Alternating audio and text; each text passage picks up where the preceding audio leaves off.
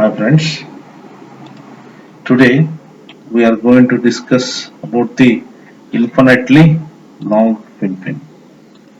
So in the previous session we have derived the general equation of fins, that is given by d square theta divided by dx square minus m square theta is equal to 0. This represents the homogeneous second order differential equation. For this, the solution is given by this equation, that is 3.6, where C1 and C2 are the constants. Those two constants can be found depending upon the boundary conditions. These boundary conditions will change according to the cases we discuss. In today's case, is the film is infinitely long. What is the meaning of infinitely long? The meaning of infinitely long is not literally the fin will not be infinitely long, but fin will be sufficiently long. It is not literally the fin is infinitely long, but fin is sufficiently long. It is a very long fin. Let us consider one very long fin as shown in this figure, and let us assume that the base temperature is at T naught and the surrounding temperature is at T infinite. T infinite. Then we have the one term called theta. Theta is nothing but the temperature difference at any given point on the film. For example, here if it is temperature is T, then the theta is given by T minus T infinite.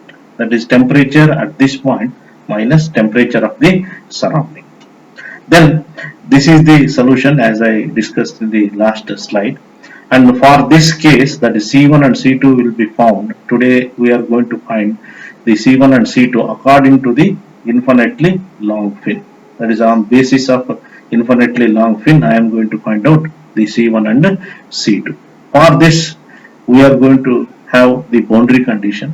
For the first boundary condition, it will be same for all three cases. That is at x is equal to 0 at the root, at x is equal to 0, t is equal to t naught. T is equal to t naught, and the temperature difference theta naught is equal to t naught minus t infinite. That is the first boundary condition. That is theta is equal to theta naught is equal to t naught minus t infinite. This is the first boundary condition. The second boundary condition is at x is equal to infinite. At x is equal to infinite. That is at the at the tip of the fin. T is equal to T infinite.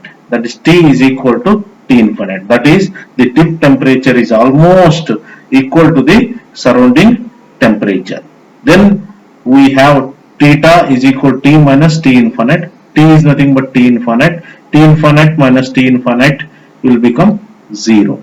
That will become a 0 here. And this is the second boundary condition. I am going to apply these two boundary conditions to find out C1 and C2 for equation number 1. Then applying the boundary condition number 1 for the equation number 1, we have, if I apply the boundary condition number 1, then the equation number 1 will become, that is theta naught is equal to, in place of t, theta, I am going to substitute theta naught, then C1 into, in case of x I am going to substitute 0, then e to the power of m0 plus C2 e to the power of minus m0. Then these two terms will become 1. Then finally the equation will become theta naught is equal to C1 plus C2. I will call this equation as equation 2. Then coming to the next case, that is applying the second boundary condition to the equation number 1. When I apply the second boundary condition, then theta is equal to 0 for the second boundary condition. Then theta will be substituted as 0. Then x is equal to infinite. Then C1 e to the power of minus e to the power of mx will become m infinite. That is m infinite, and C2 e to the power of minus m infinite. When I see this equation, then this entire term tend to 0. then the only term we tend to become 0 is, that is C2, that is e to the power of minus m theta. This term tend to become 0. Then if I want to, this is the only term which tend to become 0. If I want to make this term 0, then C1 should be 0. Then only this entire equation is valid. Then C1 is equal to 0. Substituting C1 is equal to 0 in the equation number 2, that is, this is the equation number 2, then the equation will become C2 is equal to theta naught. Since this C1 is 0, then C2 is equal to theta naught. Then substituting, I will find out, that is C1 is equal to 0, C2 is equal to T naught.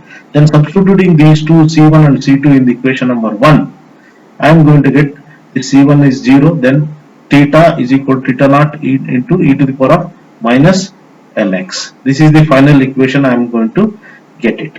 Then theta by bringing this theta naught to the LHS, theta by theta naught is equal to e to the power of minus mx. Then the theta is nothing but the temperature difference at any given point, that's T minus T infinite. Then theta naught is nothing but the temperature difference at the base and the surrounding temperature, that is equal to e to the power of minus mx. This represents the temperature distribution equation for the infinitely long film. Then coming to the heat transfer from the film is given by the Fourier law, that is Q is equal to minus Ka dt by dx is equal to, that is dt by dx at x is equal to 0. Then from equation number 3, the T can be rearranged in this fashion. Just check it out. This will be rearranged in this fashion.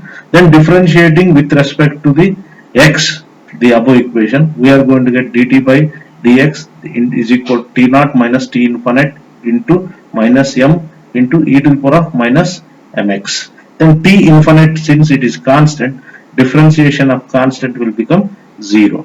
Then I need this dt by dx at x is equal to 0. Then hence substituting x is equal to 0 in this equation, that is e to the power of minus m into 0, then this will become 1, and your equation dt by dx at x is equal to 0 will become minus m into T naught minus T infinite. Substituting this term in equation number 4, I am going to get this is Q fin is equal to Ka m, that is a minus m, and here one minus is there, minus into minus it will become plus Ka m T naught minus T infinite. Then the m is nothing but m is equal to square root hp divided by Ka, as I discussed earlier. Then if I substitute that square root hp divided by Ka in this equation, then this equation will become like this. Then I will make some rearrangement. What I will do is, I will take this Ka inside the square root. Then when I take inside the square root, it will become Ka square